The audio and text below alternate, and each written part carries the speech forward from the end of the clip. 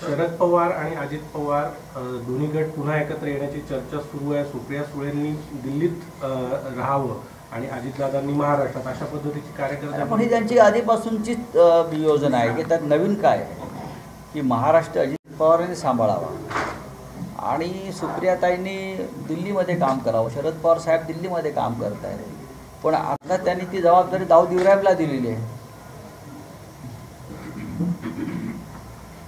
Mister Praful Patel जे आहेत त्यांच्याकडे ही राष्ट्रीय नेतृत्वाची जबाबदारी दिलेली आहे आणि ते आता काम पाहतात त्या पक्षाचे। त्याच्यामुळे आता सुप्रियाताई याच्यामध्ये कुठे आल्या?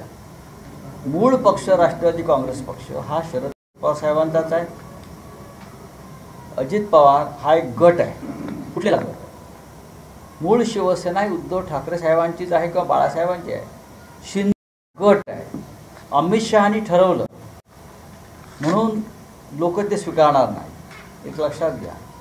अमित शहाने खूप काही ठरवलं होतं, पाकिस्तान ताब्यात घ्यायचं ठरवलं होतं, बरं का, चुन चुन के मारेंगे ठरवलं होतं। काय झालं का? कारण तिथे ते निवडणूक आयोगाच्या हातात पाकिस्तान घेणं किंवा POK ताब्यात घेणं, त्यांना मारणं, हे ED CBI किंवा निवडणूक आयोगाच्या ताब्यात ते करू शकलं, त्यांना ते शक्य नाही।